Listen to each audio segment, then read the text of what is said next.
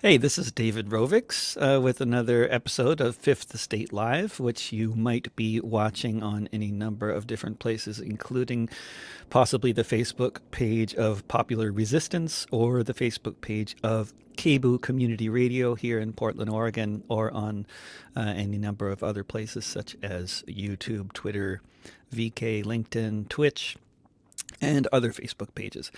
And it all goes out as a audio broadcast in podcast form if you look for This Week with David Rovix wherever you get your podcasts, or go to fifthestate.org and you will find audio and video versions of all of these Fifth Estate Live episodes archived right there, where you can also subscribe to the Fifth Estate magazine, which is at this point a quarterly publication, print publication, as well as online. And the current edition, the winter edition, is the Anarchist Review of Books, and my copy of it just arrived in my at my home a few days ago. So they are actually being delivered by the Postal Service, which eventually gets around to these things when it comes to Fifth Estate, very eventually.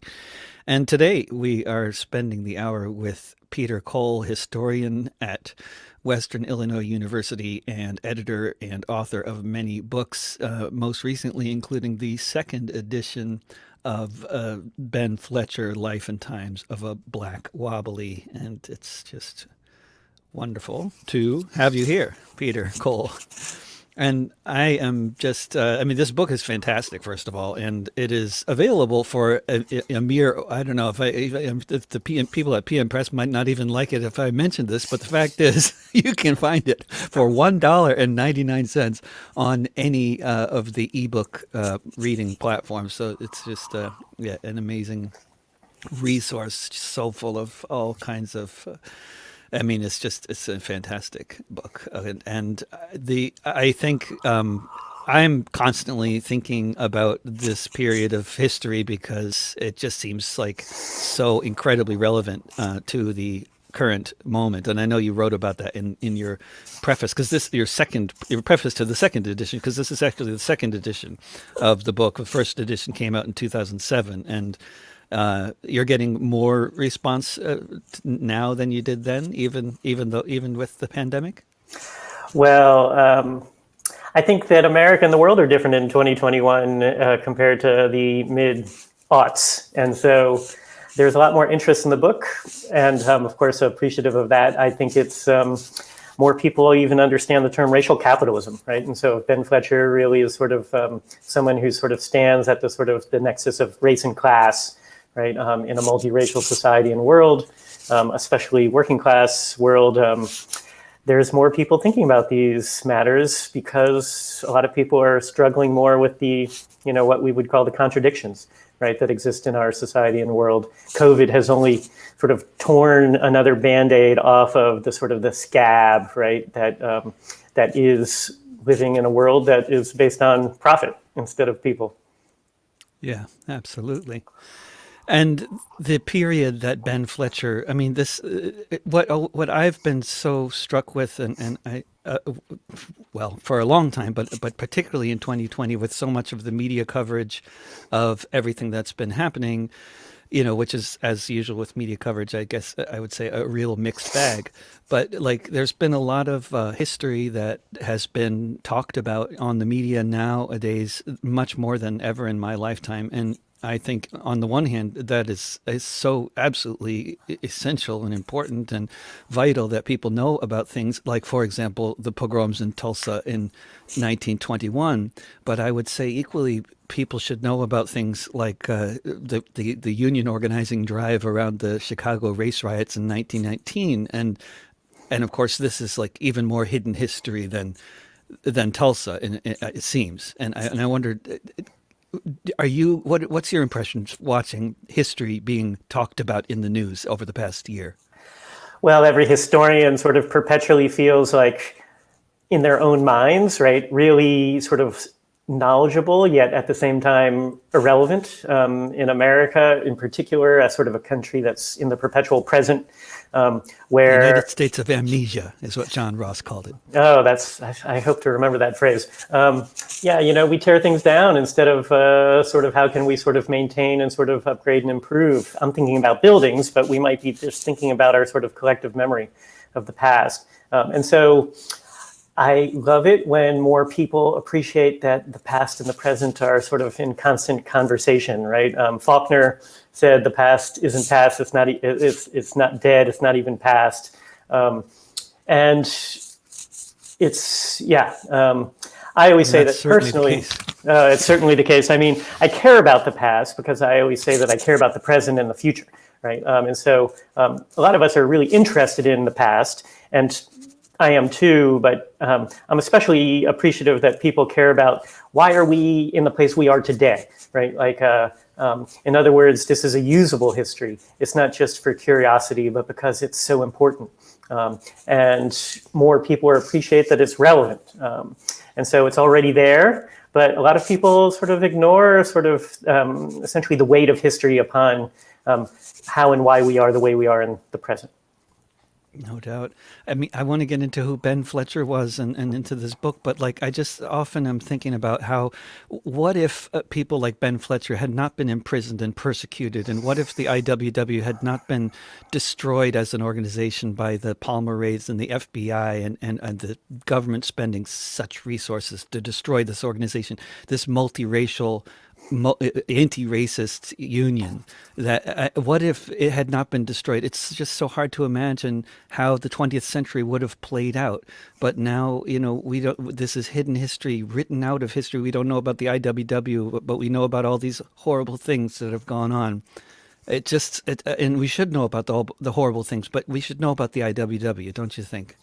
Well, of course, and you know as well as I do, the IWW is not simply a historic organization, but also one operating in the present. It's easy to sort of think about the industrial workers of the world because it was so influential in the US and worldwide for, say, the first 30 years of the 20th century.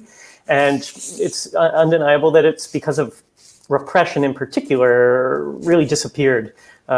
But you're also an artist and I'm not. And so I appreciate that sort of the IWW is sort of so poetic, right? Like, but it's easy to sort of, glamorize the IWW without really sort of understanding their sort of hard-headed critiques.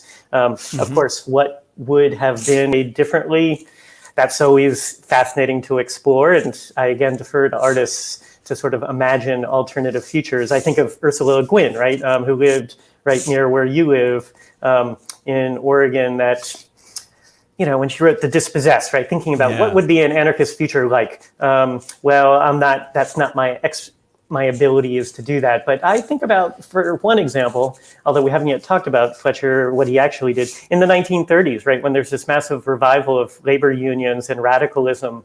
Fletcher's alive, but he's really sort of been beaten down by government repression and health problems. What if Fletcher and the IWW were around in the 30s when there's this huge wave of worker activism and anger against the system? How could US and world history have developed differently if the IWW hadn't been wiped out really by the federal government during and after World War I? Right. I mean, and I guess more broadly, maybe if the anarchist, if there was a bigger anarchist presence in the 1930s, if the anarchist movement more broadly, not to necessarily say the IWW was an anarchist organization, but certainly the persecution of anarchism generally was going on at the same time as the persecution of the IWW, right? Yes, and of course, although it's not the only sort of ideological strain in the IWW, anarchism is an important part of the IWW in the US, and actually as the IWW organized in many other countries. It really varied by country, but in many places, anarchists were very influential in shaping and embracing the IWW as a sort of a labor collective union effort, right, as opposed to more individualistic anarchist traditions. Right. Lots of different traditions, as we're always discovering and rediscovering. Talk about Ben Fletcher. I mean, he's most notable to those who know him as having organized the dock workers union in Philadelphia, which was 1/3 black, 1/3 Irish, 1/3 other European immigrants, and was a very successfully organized militant, long-standing union organized by Ben Fletcher and the IWW. Yeah, so the union that he helped found and lead is important for us to understand. It was called Local 8. It was represented dock workers in Philadelphia, which was then one of the biggest ports in the third biggest city in the country. And it's crucial to understand its demographics, as you noted, because in America, the working class has always been more diverse than the middle or upper classes, right? And so that's not unique to the U.S., but it's important for us to understand. So how was it that a union was able to do what so many other institutions either didn't even want to do, didn't try to do, or didn't succeed in doing, which is actually bring together people of different ethnic, racial, and national backgrounds, right? To get there, we can step back and think about Ben Fletcher. Ben Fletcher was an African-American who was born and raised in Philadelphia. He was born in 1890, joined the IWW around 1910, and the Socialist Party, although he probably left the Socialist Party soon after. So in the early 1910s, you have a black man born and raised in Philadelphia, right, which was a diverse city, although more racist and more xenophobic than even most American cities at that time, in an era which actually makes American racism, xenophobia today look like a joke. Actually, it was more racist and more xenophobic then than now, right? Like, what was the? I mean, this is kind of just to stop you for a moment. That's interesting because you also note that the Quaker background in Philadelphia and the reason why so much of the black emigration from the South went to Philadelphia was because of that background, huh? Yeah, well, so Philadelphia, nicknamed the city of brotherly love, which is actually sort of what it means if you sort of took it from the ancient Greek, I guess, philos, love, right? Like city of love, right? That's the way the Quakers envisioned it when they founded it in the late 17th century. And the Quakers were relatively good for colonial settlers, right? They actually negotiated with the native peoples, unlike every other place where British people touched down in North America, right? There's a long history of a black community in Philadelphia. There's a long history of abolitionism in Philadelphia. There's a long history. It's really the largest black city outside of the South, say in 1900, although that would change in the 20th century. Simultaneously, there's literally the day that the Abolitionist Hall was established in 1838 in Philadelphia, as sort of a national center for the movement against slavery. It was burned to the ground by anti-abolitionists, right? Which is to say pro-slavery Philadelphians. And so, like, even in the cradle, you have both present, right? You have both a sort of a tradition of relative inclusion and in some cases radicalism. You also have a concurrent tradition of sort of exclusion, prejudice, etc. Fletcher's parents moved to Philadelphia in the late 1880s, I believe, from Virginia, escaping really sort of the rise of white supremacy in the post-Reconstruction era. And, it's in 1915, famously, that the film Birth of a Nation is released, which is the most racist film of the early 20th century, but also the most popular film of the first 35 years of the 20th century. It celebrated... Popularized by a president, incidentally. And when we talk about, making little notes to the common era here. Yeah, Woodrow Wilson brought... shown in the White House, yeah. Woodrow Wilson, the president, when Birth of a Nation was released, watched it. He was a native Virginian, although he had lived in New Jersey subsequently, and really brought segregation into the federal government, right? Expanded racism in the nation's capital when he became president in 1913, right?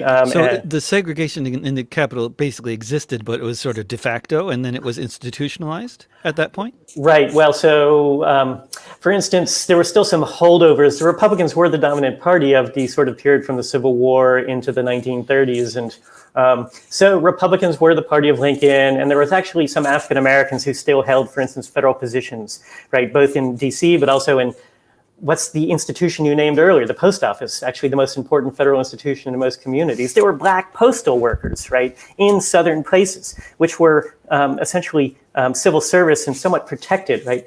Wilson changes the rules, right, essentially pushing out some black people who had still held on to positions of steady jobs, right, like as well as some sort of status, right? And so Wilson will Wilson's not the worst president. Actually, in some cases, he was better for workers than many other presidents in that era. He promoted an 8-hour day for federal workers, right? But simultaneously, when it came to race, it's very clear. He was a terrible president.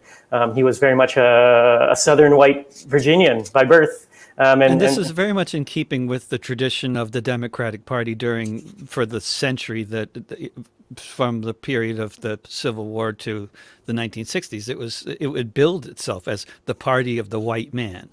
Especially in the South, right, where it remains overtly the party of white supremacy from the 1830s really into the 1960s and 70s, even though simultaneously Democrats outside of the South are increasingly good compared to the Republican Party, right?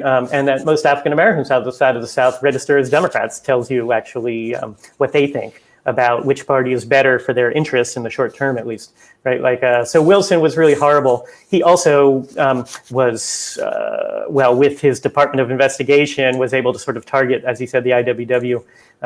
In 1917, the first year the U.S. declared war in World War I, although pushing back right to sort of Fletcher, I can't help but jump ahead, right? But in 1913, when Fletcher, as a prominent wobbly in the city of Philadelphia, already organizing and noted as a prominent and sort of very effective street speaker, will help organize the dock workers who went on strike in the spring of 1913.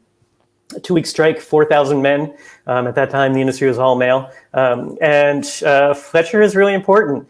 He's the only, as far as we know, black wobbly organizer in Philadelphia. And so what do these 1,500 African Americans think about the IWW? Well, honestly, we don't know what they each thought. We know what they chose to do. They chose not only to go on strike, but also to join this union and to vote to affiliate, right, with the IWW as opposed to the rival American Federation of Labor Dock Worker Union.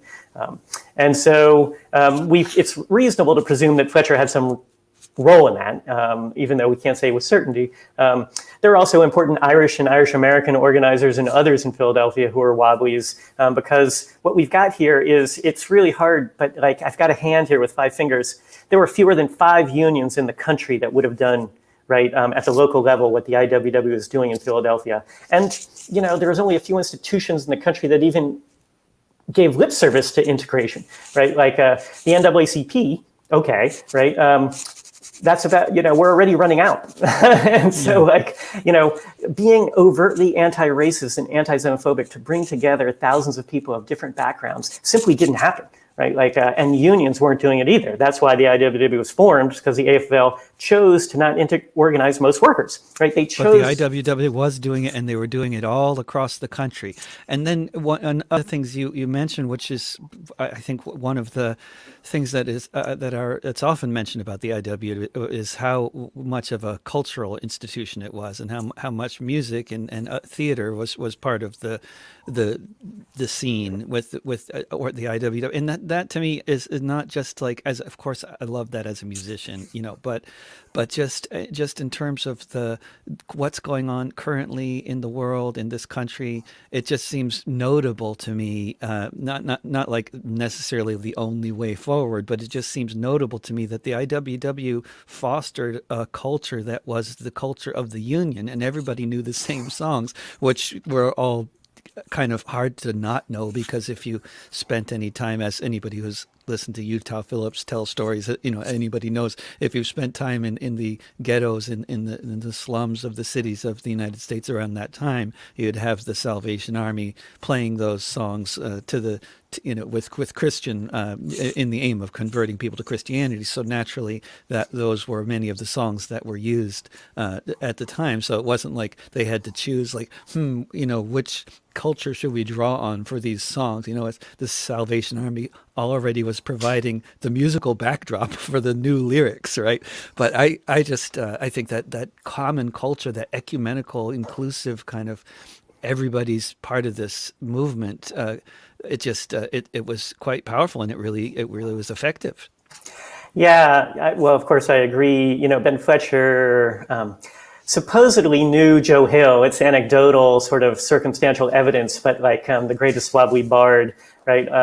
But I just discovered, thanks to a friend, after my book was published, right, the second edition, there's not going to be a third, right, that Ben Fletcher was a part of a musical group called The Corporation in Camden, which is just across the Delaware River from Philadelphia, in 1912, which is the year prior to Local 8's founding. That's all I know. Literally, it's like a 3-sentence explanation in a local Camden, New Jersey newspaper, which I never knew. It's the first mention of his musical connection, right? It doesn't surprise me, even though it disappoints me that I didn't know it sooner and couldn't share it with people in the book. Was he a singer? Did he play an instrument?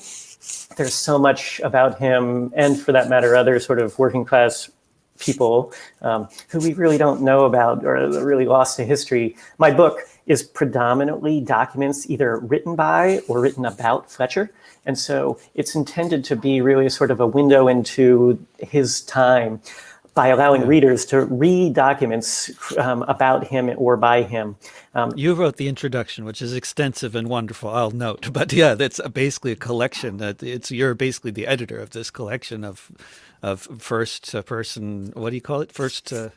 Whatever that term I don't know is. what I mean. Yes, I'm the editor with an extensive introduction that's sort of a short biography of Fletcher. But then people get to be historians themselves, right? By sort of being able to read the documents and interpret as they wish. Although I provide some guidance with brief introductions to most of the documents. It's an unusual format for a biography, but it's partially because it was the only way to do it, right? But it's also an opportunity, right, for people to do the work of history, which so many people actually enjoy, not in school, but actually millions of us actually engage in historical study on our own time for pleasure and knowledge, right? So this book is hopefully will be useful for that. But his musical side that you mentioned, of course, is really interesting. And yeah, the centrality of music to the IWW. Was it Joe Hill who said, you read a pamphlet, you read it once, you sing a song, it's sung by many times and many people, right? And so music is actually the single greatest organizing tool, right? The labor movement today could learn a thing or two from the history of the IWW. Oh, I think so. I think we all could actually. But and speaking of more about the history of the IWW, I noticed, and when I was just one thing I did not realize about you was that you're involved with keeping alive the memory of the events around the 1919 race riots in Chicago, and I often tell people about my favorite, one of my very favorite movies ever made, which was actually supposed to be the first movie in an 8-part series on American labor history by director Elsa Rosbach, who now lives in Berlin.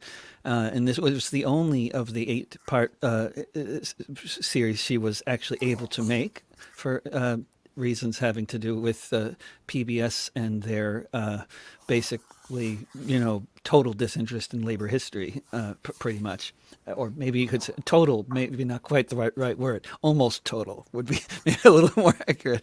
But anyway, there's so much in that history that I think is just so relevant to today. But just the way that racism was used as a tool for dividing the labor movement, the working class, to the point where not only did they break the back of the Union for a time, but they also basically created circumstances for people going door to door and shooting each other. Yeah, well, so I live in Illinois. I live part-time in Chicago, although I'm speaking to you from a small town called Macomb, where WIU is located. Chicago's 1919 race riot was the single worst incident of racial violence in the city's history. 38 people were killed and over 537 injured in a week of violence. that very few people know about, and was begun when a black child and his friends were swimming in Lake Michigan and were stoned by a white man on the beach because they crossed an invisible line that separated the so-called white part of the lake from the black part, right? Essentially enforcing through violence segregation, right? And a 17-year-old black kid died. And then that night, after the police failed to arrest the white killer, white gangs invaded the predominantly black neighborhood and unleashed basically this orgy of violence. No one knows about it. And I'm a historian who's taught students in Illinois for 20 years. And so I can speak from knowledge, right? No one also knows that it was really important in shaping the city, right? Everyone knows Chicago segregated racially, but not why. The 1919 race riot was in no small part a major factor, right, in the subsequent segregation of the city. Because of my interest in sort of resuscitating and sort of learning this history, because the only way to sort of overcome racism is actually first to acknowledge racism and its legacy, right? I've created a project that intends to, using a Holocaust German public art project as an inspirational model, we want to sort of create markers and locate them at each location where these people were killed in 1919. 38 people, Great. 38 markers, so that you'll stumble across these, which were in the Loop on the near west side, mostly on the south side. And we're using a group of youth artists to create our markers, who themselves are victims of violence using art as therapy, not music, but instead glass blowing, right? And they're going to create this right now in the next few months, the first series of these thick, durable glass markers that will be embedded into the sidewalks, right? And we also, in addition to this, which is not yet done, we've been working on it for several years. We also give tours of actually the history of the riots, and we give bike tours, right? And so one of the places on our bike tour is to connect up to the film that you celebrated, right? We go to the stockyards, or what's left of the stockyards. Chicago used to have 100,000 workers, men and women, black and white, immigrants and native born, working in the stockyards for generations. Now there's just a gate, right? A sort of a stone gate that sort of marks the entryway. And so we go on our bikes this summer around the anniversary of the riots. We had 200 people riding with us, right? And we visited locations also where people were killed, as well as sort of the racist clubhouse where one of the gangs still exists. Although they call themselves an athletic association, right? Doing the work in Chicago in order to sort of raise awareness about this history, to confront people with it, right? But also in a sort of through a public art project, as opposed to a class or a book, is very rewarding. And that film is another great way that people can learn. The film sort of culminates in the riots. It begins with a black migrant from Mississippi to Chicago, who of course gets a job in the stockyards in the summer of 1919, shortly after World War I had ended. And it's a very dynamic film. I think that there was a restored version that was released in 2019, right, for the 100th anniversary of these events. And it's well worth watching, as you said. It's fictional, right, but it's very much rooted in the place, with some very strong acting. And it's a rare film that highlights working class stories, right, including really sort of complicated ones, because it's not a pretty story, right? It's not celebratory, right? It's easy to glorify Ben Fletcher, as we should, because he did so much important work to organize workers across race and against sort of capital. But the Chicago race riots is sort of a messy story, right? Yeah. And I always, the one thing that's I find so difficult about talking about that event, those events, and also the film is not spoiling the end of the film, because it's like that's such a powerful moment that just kind of sums everything up. But I don't want to talk about it in case people might see it. But just so folks know, this is Fifth Estate Live, which comes to you every Tuesday at 10 a.m. Pacific, 1 p.m. Eastern, on whatever platform you might be watching on the Facebook pages of Popular Resistance and Cable Community Radio here in Portland, Oregon. It's all archived at fifthestate.org, where you can also subscribe to the quarterly magazine. The winter edition is the Anarchist Review of Books, and if you subscribe to Fifth Estate now, your subscription will come with a special offer of Peter Werby's new novel, Summer on Fire, a Detroit novel. And Peter will be my guest on the show in a couple of weeks. Peter is also the producer of the show and a member of the Fifth Estate editorial collective. And then I was going to seamlessly go into like a question, which I had all set up there in my head, but yeah, talk more about 1919 and the relevance of these events and what I mean, what do you often, when you're talking about or thinking about what's going on over the past few months, are you often thinking about 1919 and moments from that period and that are especially relevant?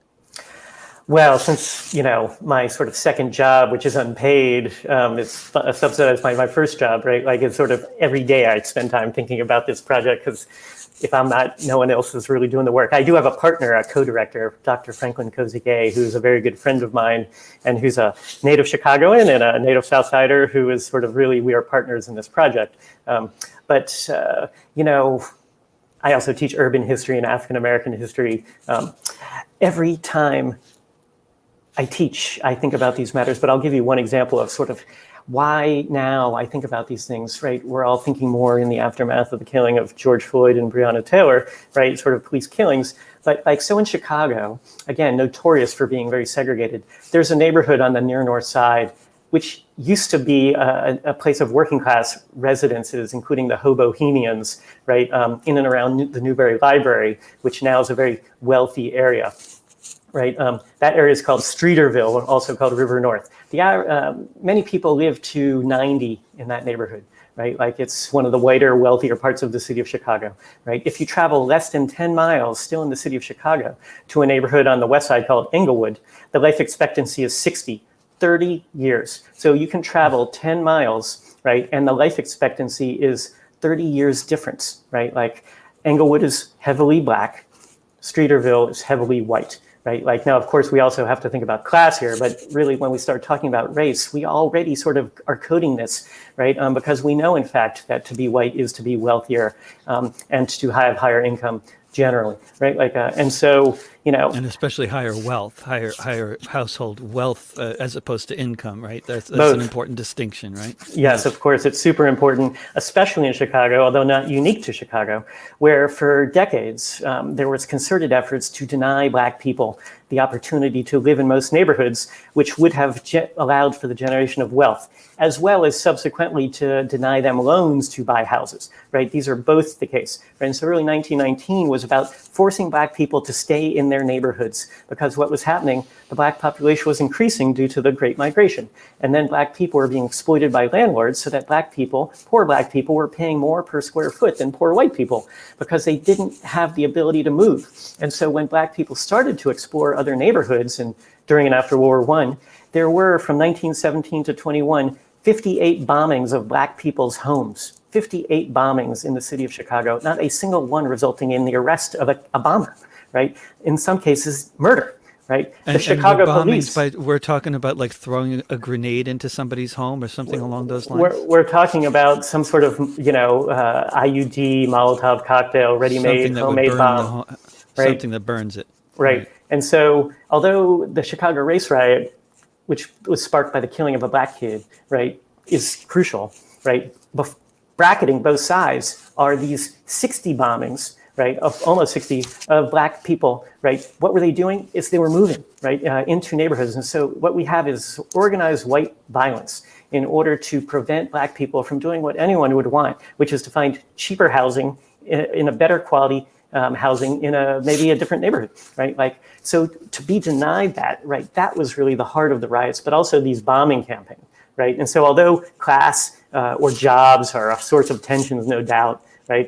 In my opinion, actually, in this case, it's really more neighborhood and housing that's the sort of the most important component of Chicago 19, but revealed, right? And so when we're seeing what are the long-term effects, that's why, of course, now Black people remain sort of trapped, literally and figuratively, in parts of the city, brown people too, right?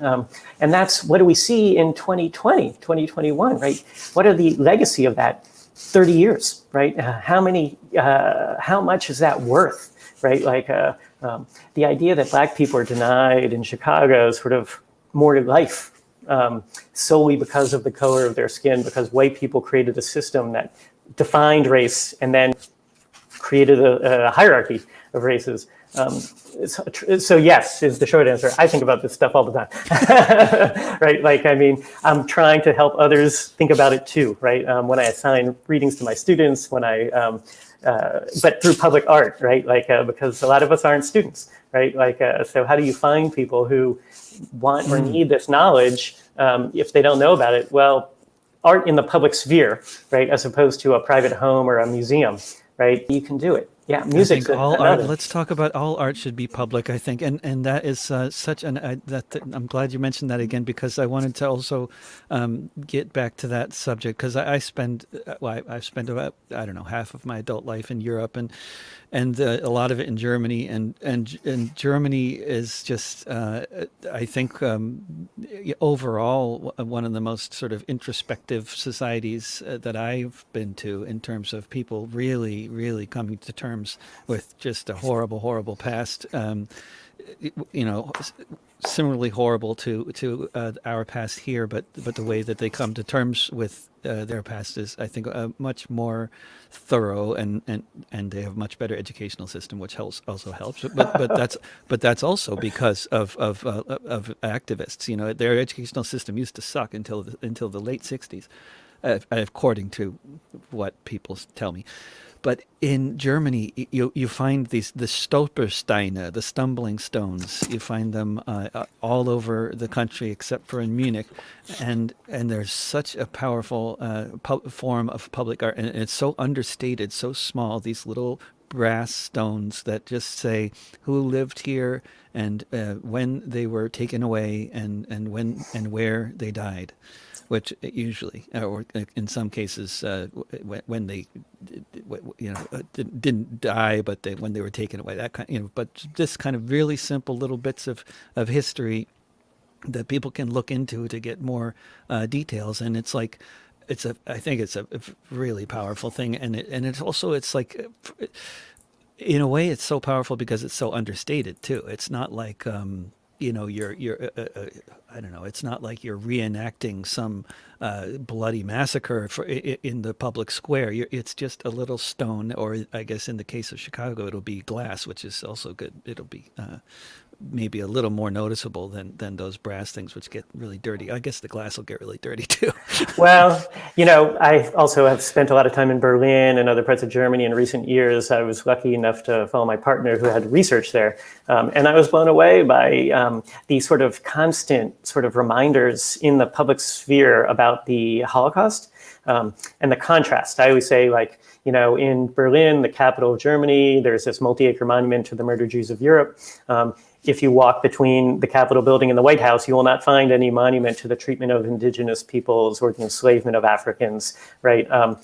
The Stolpersteine project, created by a German artist named Günter Demnig, started in the 90s, guerrilla style, just dug up some stones, pavers, right? And replaced them with stones that have a brass top, right? With a brief inscription of the person who was a victim of the Holocaust.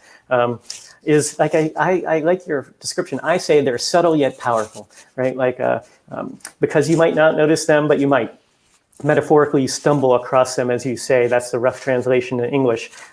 And I'm not the first or the last person to be deeply impacted by them. There's now over 80,000 of these across Europe, 24 countries, and thousands more in the queue, right? And so my idea of importing this idea to be geographically dispersed public art to raise awareness about. It's very important. Germany, of course, as you know, is far from perfect, but when it comes to their willingness to confront the atrocious history that they have perpetrated, the contrast to the United States is stark. And that's really what hit me. And so that then first I wrote an essay about Stolpersteine for the Washington Post, and then I thought about how I could do this where I live in Illinois, is one example. We hope, actually, if we succeed, and we're hopeful, we're actually very hopeful that in May of this year, we'll be able to install the first handful just prior to the 100th anniversary of the Tulsa Race Massacre, right? But that we could export this idea to other American places, right? Like, there's no reason that it only has to be in Chicago if we succeed, and I think we will, right? Like, that we'll be able to sort of shine a light that other American cities could copy, right? That we'd be thrilled to do. In the same way that what began with these 20 in Berlin in the mid-90s, he had no idea that it was going to sort of expand so much. It's been his full-time occupation for 20 years now. It's amazing. That demonstrates, actually, not just you and I, and his, but actually that so many hundreds of thousands of Europeans, millions, I'd say, actually sort of very much embrace this. Is proof that these small things can actually be very important. It by itself is not going to sort of solve our racial tensions and inequities, right? But these and others like it really are necessary, because until the only way to move forward is to sort of say we need truth, right? We have yet to sort of have a reckoning. Same, we might say, with sort of the horrible treatment of Ben Fletcher and others who were sort of imprisoned for essentially being radical in their opinions, right? Like, they didn't commit any real crimes. What they committed was sort of the crime to believe another world was possible, right? Like, and then to sort of work for it by bringing people together who were going to sort of fight racism and xenophobia, but also fight against employers, right? In the short term, to gain increases in wages and safer conditions, but not just for those short-term material gains, but also longer term. They actually believed another world was necessary, right? So that you build a new society out of the ashes of the old, right? That they sort of were true believers in a socialist world, not just a socialist country. That's why they called themselves the industrial workers of the world, right? There was actually a debate at the founding convention in Chicago in 1905, and they rejected the name Industrial Workers of America, right? Because they understood that capitalism was global. And there were even non-Americans at the founding convention, right, who were supposedly part of the group who were saying, no, we don't want to name this, right, a nationalist name. The American Federation of Labor and most unions have that country name in it. We reject that, right? Instead, we will propose an alternate name that we believe is better. And, well, that's 116 years ago. But it's brilliant, right, how forward-thinking they were in 1905, right, when they sort of, a few hundred came together to form this organization. Absolutely. And on the subject of the Stolperstein, I just have to make a little personal plug. I wrote a song, which is the theme song for your campaign to get them on the streets of America. It's called Stolperstein. Oh. But it's a love song for that concept. But I just staying with the events of 1919. I just have to just ask for your commentary on that scene, and I mean, on the general tenor of the organizing campaign at the meatpacking plant in Chicago during the whole period you're talking about with the systematic discrimination and the emigration and the landlords and everything else, and then in the midst of all that you have a organizing campaign at the meatpacking plant, which employs, at least as far as the fictionalized events in the film, it seems like about like 90% Polish immigrants or something. And then they, in order to break the strike, the bosses hire an entirely black workforce. And then the Polish union organizers, although many of them are basically coming out of the same sort of racist atmosphere that everybody else is living in, they realize, and the union realizes clearly, the only way forward is to organize all of the workers, including obviously the black workers. And of course, the black organizers realize the same thing. Well, there's two sort of points. I mean, the history of that sort of is that this wasn't the first or the last time that strikebreakers were brought in by employers to destroy a strike. Sometimes they brought in black people. Sometimes they brought in other people, right? Like, but there was actually earlier strikes right, that also failed because of sort of white workers, including European immigrants who learned whiteness, which is to say learned racism, when they, upon arrival. They didn't come with this idea. They actually were taught this when they came to the US. There's evidence that Polish and other European immigrants were less racist, right, were less suspicious of Black people, but because they had no reason, they weren't acculturated in this country they had moved to as adults, right? And in the summer of 1919, there was very intentional efforts to organize Black workers and multi-ethnic unions in the stockyards. There were simultaneously more conservative racist unions and more progressive unions, both operating. Ultimately, they failed to sort of achieve their goal, as you know. In the mid-1930s, the United Packing House Workers, a generation later, essentially did bring this idea together that more successfully, that you could have a multiracial union that resulted in a powerful union from the late 30s into the 60s, right? And also, of course, for civil and, both Black and gender equality too, because the workforce was heavily Black, but also heavily female, right? I think that's really important sort of to keep in mind. As for the film, right, it does a very good job of exploring these tensions, right? That are very real, right? And are hardly unique, in other words, to our times, right? That there's this long history, right, of this happening. And so I appreciate the film's efforts to sort of capture that, right? I would only say also that in the summer of 1919, when the riots broke out, very few of the people who were killed in or around the stockyards, right? And so if in fact it was job competition that was really the number one source of tension, you would have found more violence in the yards. Now, it's true that some Black workers stayed at home, right, because they were being safe, right? We can't really know why something doesn't happen ultimately, right? There were definitely some killings that happened in and around the stockyards, including among people who were stockyard workers, right?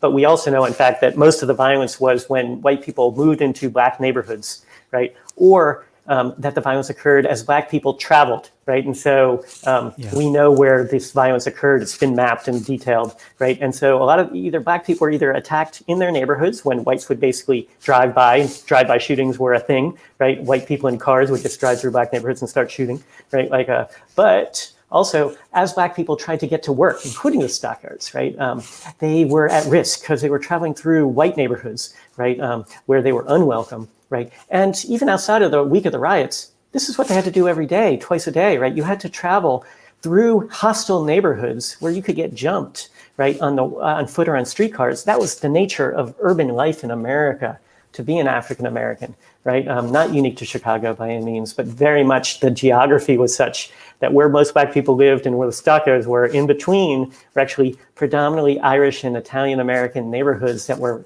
and I should say still are, considered to be somewhat hostile, if not outright hostile, right? In the late 90s, actually, a Black kid was beaten nearly to death in a park that is between the predominantly Black neighborhood and where the stockyards used to be, as an example, right? His crime was playing in the park, right? And so the legacy of this is also what I'm constantly sort of hitting on, but the history going back to the late teens is fascinating. It's also, again, one of the reasons we created a bike tour is so that people, there's no better way to learn than to see directly, right? And so being able to walk or bike or drive, right, there's nothing that can replace direct experience, right? And when you're talking about commemorating history, how much does that get complicated by the fact that this horrible history continues to this day, that the racist murders are still a daily occurrence in this country? I mean, how does that work? How do you, you know what I mean? How, with the Stolpersteiner project, with that kind of stumbling stones idea, I mean, it doesn't seem right to have a stumbling stone for George Floyd. It should be a mural that covers an entire building, but then at the same time, well, maybe in 50 years it should be. I don't know. I mean, it's just I don't. This is very much a subjective. Nobody probably has the right answer. But do you think about that problem? I think about all these. What are the best ways to sort of attack this history, right? To grapple with it and to sort of overcome it, right? are these markers the best way, right? Is one sort of detail, right? Like how, of course, it's not alone, right? Could we name sort of some things? Chicago is going through right now. There's actually a city commission on monuments, right, and memorials that's happening. We're sort of, lobbying, if you will, this group. They're thinking about taking things down that are nasty, like statues to Columbus, renaming places, right? Stephen Douglas, who was a U.S. senator who competed against Abe Lincoln, was a slaveholder, right? His wealth came from his wife's plantation in Mississippi, right? Like we have something in Chicago called Douglas Park, 1S for Stephen Douglas. It was just this past summer renamed after Douglas, 2S's, Frederick Douglass, right? Like obviously this is happening in many other parts of our country and world, right? But Chicago is such a fascinating place for so many reasons. Its labor history is one, but that really just tells us, because it's this industrial powerhouse, right? Like that's what was this magnet that was pulling all these people from all sorts into Chicago, rural and urban and ethnic and immigrant, right? And it's therefore also where these tensions continue to sort of percolate. It also, of course, has a long history of militancy and activism, right, up to now, right? And so it's a very exciting place to be and to think about, but also to agitate for, in the same way that the Chicago Teachers Union, right, really sort of is at the sort of the tip of the spear of what teachers are doing in the United States. And so I appreciate being a part of that. I should note that the CTU actually is one of the numerous groups that endorses our project, right? And another of our bike tours was actually for Chicago teachers this past summer, right? Like, and that we very much also are working with Chicago Public Schools to create a module on this, right? And so although we're a public art project, of course, we want to work in formal educational settings too, right? And so there's a number of components to our efforts. We write some things, although writing, which is a traditional form for historians to sort of take, is not our primary means. But of course, that's part of it. Really, it's sort of all hands on deck, right? Because people are dying in Chicago. Laquan McDonald's the most well-known recent Black person killed by the Chicago police, a 17-year-old, just like Eugene Williams in 1919, right? Killed with his hands tied behind his back by the cops, face down, when a cop put 16 bullets in his back, and then dozens of cops lied about it until a video proved that they were all lying, right? Like, and so could we have Both of them had their hands tied behind their back. Laquan McDonald. Yeah. Laquan McDonald was handcuffed, right? Like, right. Although the police claimed that he was coming at a cop with a knife, right? Like, he did with his handcuffs on. Yeah, he did previously was running away and might have had a weapon, but he didn't use it against the police. And the video makes clear, right? That actually was what Rahm Emanuel is no longer mayor, right? It's because when the video came forward, which he was able to keep hidden until he got reelected in 2015, right? Like, by the time it was released in 2016, his career was done. Right, like well, we've yet to see if he's going to make it into Biden's cabinet. It's been talked about, right? It's been talked about, but it was pushback. It was a lot of pushback, especially from Chicagoans who are saying this is not the person, right, who we can have. And it appears that for now he's been frozen out. He, of course, immediately went back into finance, right, and so he's done very well for himself financially since leaving the mayor's office, even though his reputation was destroyed, at least in Chicago. Right, where 2/3 of the people are non-white, and so therefore his electoral chances were destroyed, fortunately. Speaking of extremely rich people like Rahm Emanuel, like, when you're writing history about somebody like that or somebody like his family, it's really pretty easy to do because there's just so much in the written record and so much of a completely different proposition to write a history about somebody like Ben Fletcher. And can you talk about those challenges? I mean, I didn't mean to make this all about that movie, but at the end of the movie, I thought it was such a powerful thing that they, like of all the white union organizers that are featured in the film, there was all this information known about what happened to them, how long they lived, where they lived. Many of them became presidents of unions. Many of them went on to also, become politicians. And then they had information that they knew about the Black organizers, and it was one after another, after another, after another. Nothing. They knew nothing. Which is, I guess, partly why they wanted to make it fictional. Fletcher ironically, and he's hardly alone, because of a federal surveillance, we know more about him than we might otherwise, right? During the war, and then during his trial, and subsequently, right? And so many of the documents in the book are actually from the Bureau of Investigation, or when he was in prison in Leavenworth, and his letters were transcribed, right, and then put in a file, right? That much later became public accessible. He was not alone. Every single political prisoner, same way, right? Like, and the Wobblies were surveyed first, right? Literally, America declares war in April 17. Congress passes the Espionage Act maybe a month later. By June, Fletcher and others are already being spied on, right? Like, without any proof that they're actually doing anything to hinder the war effort, even though they might not like the war, right? For Fletcher, working class people, Black people in particular, poor people, it's just harder to recover their stories, right? Their lives. And that's the way it is. I mean, I've tried, and I think I've done a lot, but he was buried in an unmarked grave, right? Like, in Brooklyn, where he lived his last 18 years of life. What does that tell us? Well, he probably was poor, right? We know that he probably didn't have a regular job for many years. He had a bad stroke in the mid-30s, and probably more than one. His wife probably was the primary breadwinner, right? I'm actually part of a group of people who are going to change that. We're actually have created a memorial committee, and so we're going to locate a marker. We know what cemetery. We know the section. It was the poor section, right? We're currently battling with the administration because they only allow small markers in this area, and we're like, we'd like a bigger one. But even if it's just one by one by one, we're going to have a marker so that people can visit a location in the same way one can visit the Haymarket Martyrs, and just outside of Chicago, to sort of pay respects to people who deserve our respect. And I'm not alone in thinking that Ben Fletcher, I say, to connect it to Chicago, if you've heard of Fred Hampton, you should know about Ben Fletcher, right? Like a sort of a revolutionary young Black organizer who was essentially targeted by the government. Talk about that comparison, would you? I mean, I think that's a fascinating little comparison to make in light of, particularly next month, there's going to be a new film about Fred Hampton and the Rainbow Coalition coming out. Make a couple of comparisons there between the two guys.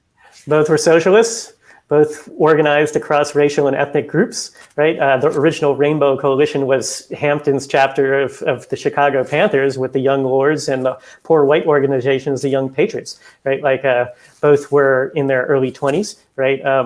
Both were considered to be influential and powerful speakers, although we don't have any audio recordings of Fletcher, but we have multiple accounts of people praising him for his intelligence and sort of oratorical skills, right? Like, and if you ever watch Hampton, you see that too, right? And so I use that because Hampton's infinitely better known, right? Like, and for that matter, the Panthers better known than the Wobblies, right? Like, it is 50 years more recent, right? Like, and that's part of it, right? Like,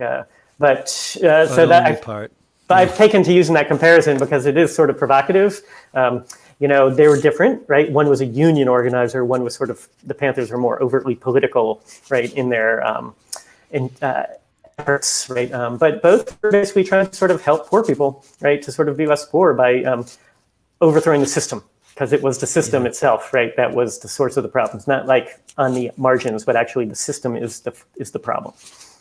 Did FBI stenographers write down any of Ben Fletcher's speeches? Do we have any of his speeches that way? No, sadly, I've never seen a transcript of a speech. I've seen descriptions of speeches, and many are in the book, descriptions of them. But sadly, if anyone hears this, I mean, I partially crowdsourced the second edition, right? Like, it's one of the reasons it's twice as long as the first.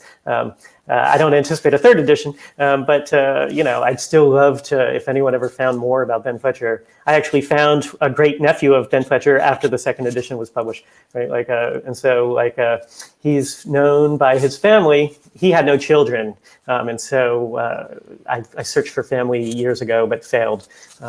But I was so thrilled to sort of that part of his family, at least, is very proud of his own family. Right? Like, I mean, as he should be. Yeah. Absolutely. Peter Cole, it's been such a pleasure having you on for the hour. This has been fascinating for me and hopefully for others. Thanks so much for joining us. Oh, it's my pleasure. I appreciate talking to you again. And of course, to those who might be watching or listening, thank you for your attention. You could be doing any number of other things, and you spent it with us. And so I hope it was worthwhile. Hope to see you again, Peter. Take care. Adios. Adios. And thanks everybody for tuning in to this discussion with Peter Cole, editor of the new second edition on PM Press of the book Ben Fletcher. Now I'm trying to see the title coming up on the bottom of the screen here. I can't remember the right title. The Life and Times of a Black Wobbly. And you can get it on PM Press in physical form, or you can find it on any of the usual ebook platforms online very inexpensively. So there's no reason that you shouldn't read this amazing book. And I'll be back next Tuesday with another episode of Fifth Estate Live. And you can remember subscribe at fifthestate.org and hear all the this episode and others in video and audio form there at fifthestate.org. Thank you very much. Remember, mutual aid will get us through. Trust your neighbors. Don't pay the rent. Till next time.